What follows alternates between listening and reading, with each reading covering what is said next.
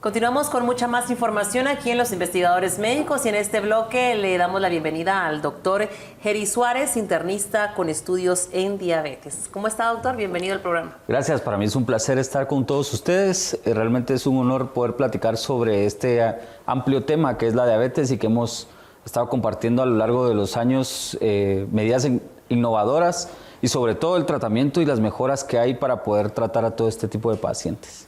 Una enfermedad que lamentablemente está bastante presente, no solamente en nuestro país, sino en todo el mundo. Por ello se llama también como una pandemia, ¿verdad, doctor? Claro, es la que más ha prevalecido en este nuevo siglo, ¿verdad? Desde que se empezó a hacer el diagnóstico, es la pandemia más prevalente a nivel mundial, más que el COVID incluso, más que todas otras enfermedades que hemos diagnosticado que son emergentes. Y por lo tanto, pues es de mucha importancia en el sistema de salud poder hablar sobre ella, diagnosticarla, tratarla y sobre todo pues dar un buen manejo de nuestros pacientes en esta enfermedad. Fomentar la cultura de prevención y también concientizar a la población sobre la importancia de tener todos estos factores de riesgo lejos de uno. ¿Nos puede recordar cuáles son esos factores de riesgo en la diabetes? Claro, los factores de riesgo son aquellos que se presentan, que hay factores de riesgo modificables y no modificables. Los modificables son aquellos que nosotros podemos, pues obviamente valga la redundancia, modificar, que es el sobrepeso, la obesidad, el estar consumiendo bebidas carbonatadas o bebidas azucaradas, que eso lo mencionan ya las nuevas guías, el comer comida, pues chatarra básicamente, que son las comidas que tienen alta carga de carbohidratos, y están también los no modificables, que son todos aquellos factores que son genéticos y hereditarios, ¿verdad? Muy bien, son los que definitivamente pues no podemos hacer nada, ¿verdad? Pero los hábitos alimenticios, todo lo que el doctor nos mencionaba, ahí sí podemos hacer esos cambios significativos. ¿Cómo se produce la diabetes, doctor, y cuál es ese mecanismo de desarrollo? La diabetes mellitus es una enfermedad que se caracteriza por la elevación del azúcar en la sangre. La diabetes mellitus lo que hace es que nosotros tenemos deficiencia de la funcionabilidad de la insulina. Hay varios aspectos hay varias vías por las cuales se desarrolla este déficit de la funcionabilidad de la insulina, pero básicamente es la elevación del azúcar en la sangre, hay valores específicos con los que nosotros hacemos el diagnóstico, pero básicamente es el aumento del azúcar en la sangre, disfuncionabilidad de la insulina a través de la célula, la insulina es la encargada de introducir el azúcar dentro de la célula y formar energía, que es como nuestra gasolina, por decirlo así. Pero cuando estos mecanismos están perdidos, entonces el azúcar fuera de la célula aumenta, y eso es lo que nosotros, cuando nos tomamos el azúcar, nos da un resultado elevado, y entonces empiezan todas las complicaciones o un desequilibrio en nuestro metabolismo en general, y entonces empiezan a haber mayores complicaciones. ¿Cómo es que se van a dar cuenta de que un paciente pueda tener diabetes mellitus? Pues obviamente son diferentes tipos de diabetes las que existen, pero generalmente los pacientes empiezan a desarrollar alguna alteración con el azúcar, generalmente los que tienen sobrepeso, o cuando la gente empieza a darse cuenta que empiezan a bajar excesivamente de peso y que no tienen una causa aparente, ¿verdad? Por supuesto. Sabemos que también se ha escuchado en ciertas ocasiones que la diabetes tiene un factor genético. ¿Esto es cierto? Claro. Como les decía, la diabetes se clasifica en 4 grandes grupos, ¿verdad? Está la diabetes tipo 1, que es una diabetes que generalmente se da por problemas de autoinmunidad, ¿verdad? Que está la diabetes tipo LA, le llamamos, que es la diabetes latente autoinmune del adulto, que esa es la tipo 1, que generalmente es por deficiencia casi completa de la insulina o de la funcionabilidad de la insulina. Está la diabetes gestacional, que esta es la que se desarrolla a través del embarazo, que esta no tiene absolutamente nada que ver con factores genéticos, al igual que la diabetes tipo 1 que les había mencionado, que es esta tipo LADA. Está la diabetes tipo 2, que esta es la que se desarrolla por los malos hábitos alimenticios, que esta no es hereditaria, que eso es lo que ha confundido a mucha gente hoy en día, no solo aquí en Guatemala, sino que en los países centroamericanos, que la gente piensa, mi papá tiene diabetes y desarrolló diabetes a los 40 años y entonces yo tengo el gen afectado y que también puedo tener o desarrollar diabetes. No, el tipo de diabetes o este tipo de diabetes, que es la diabetes tipo 2, se desarrolla por los malos hábitos alimenticios y los factores de riesgo que los habíamos hablado. Sobrepeso, el ingerir bebidas azucaradas, ¿verdad? Eso contribuyen sobre todo a desarrollar diabetes. Y está la cuarta clasificación, que es la hereditaria, que son las diabetes que son tipo MODY, se llaman, que son las que son de aparición en el adolescente, que sí tienen un factor genético específico, que incluso hay 18 tipos actualmente que se han estudiado, y que eso sí es hereditaria, ¿verdad? Sí tiene un factor genético específico. Entonces, doctor, al momento de preguntarle sobre a qué se debe el incremento de tantos casos de personas con diabetes, volveríamos al mismo tema de los hábitos alimenticios y pues esos malas costumbres. Totalmente. En las guías actuales de diabetes, incluso lo hemos hablado en congresos internacionales, la diabetes que más prevalece en el mundo, arriba del 90%, es la diabetes tipo 2, que es la que les había mencionado en esta gran clasificación, que es la que se desarrolla por malos hábitos alimenticios, que es generalmente la que se desarrolla a través de factores de riesgo no modificables, los modificables, que son el sobrepeso, el consumir comida alta en carbohidratos, las bebidas con alta carga de azúcar, ¿verdad? Entonces, como la alza se debe a que nosotros mismos estamos contribuyendo a que estamos alimentándonos de una forma incorrecta. Entonces, a la larga, eso nos va a dar un factor de riesgo para poder desarrollar la diabetes. Por supuesto, toda vez ya instaurada la enfermedad en el organismo, es para toda la vida, solo es de controlarla. La mayoría de veces sí, pero estábamos hablando en un congreso internacional hace poco que cuando está en la fase de la prediabetes, que eso vamos a hablar más adelante, en ese caso sí podemos prevenir la diabetes, ¿verdad? Y la diabetes, cuando ya está instaurada, como la diabetes tipo 2, por ejemplo, si nosotros modificamos estos factores de riesgo en su totalidad, podemos tener una vida sana e incluso tener valores o rangos del azúcar en no diabetes. Entonces, no estoy hablando de que la diabetes mellitus se cura, pero sí podemos controlarla a tal caso de que no podemos usar ningún medicamento para poder controlarla. Básicamente va a ser la forma en la que nosotros vamos a alimentarnos y prevenirla de una forma con una vida saludable y haciendo ejercicio.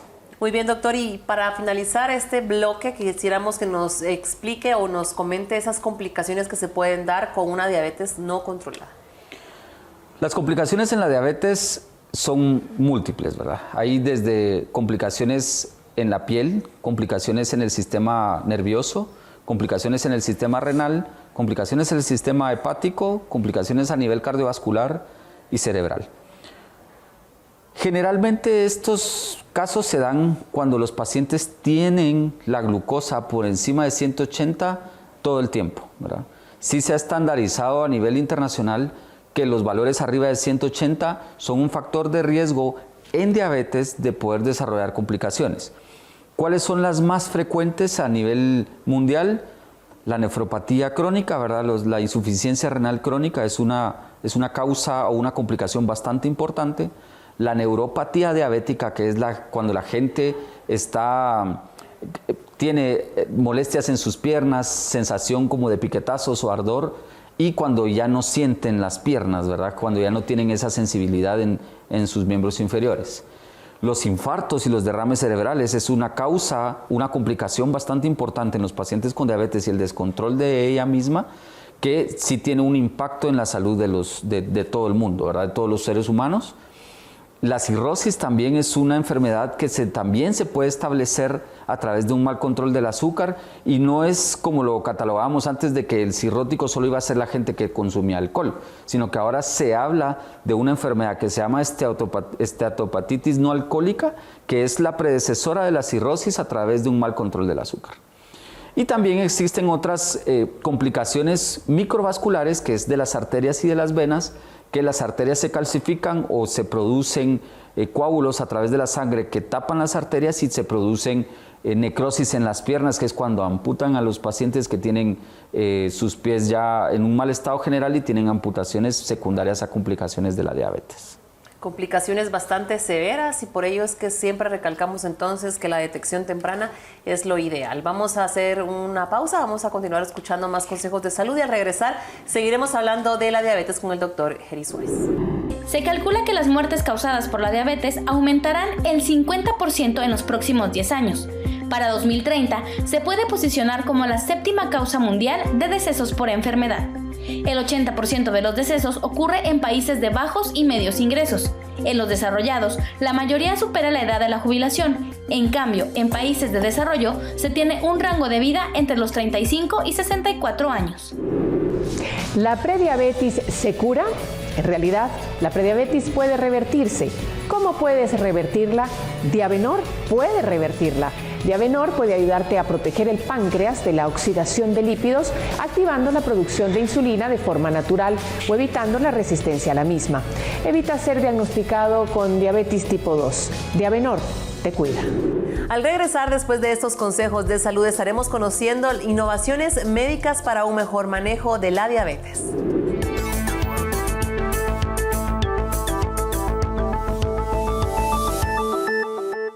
Lo más importante es su salud. Por eso, ante cualquier cambio, síntoma, dolor o manifestación, recuerde consultar a su médico. El tratamiento adecuado puede salvar su vida. La prevención hace la diferencia.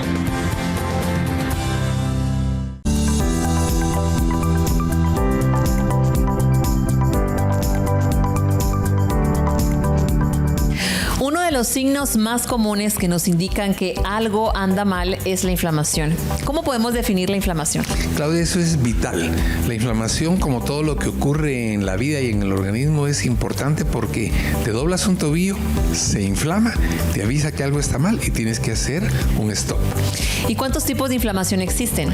Existe un tipo de inflamación que es aguda y una que es crónica, y dentro de las crónicas hay algunas que se han dado en llamar inflamación crónica de bajo grado, inflamación crónica estéril o inflamación metabólica. ¿Y qué tipo de enfermedades podría causar una inflamación crónica? Lo que ocurre, Claudia, es que digamos que es a la inversa. Es más bien la inflamación crónica la que causa cierto tipo de enfermedades. Entre estas, artritis, psoriasis, lupus, diabetes, enfermedades del corazón, colon irritable. Todas estas condiciones son enfermedades inflamatorias crónicas sostenidas. Pero existe una opción de laboratorios Pharmalat Flandol, ¿verdad, doctor? Así es, Flandol tiene un componente entre flavonoides, curcumina, bromelina, ácido elágico, que son vitales e importantes, y te voy a explicar por qué de una manera muy sencilla.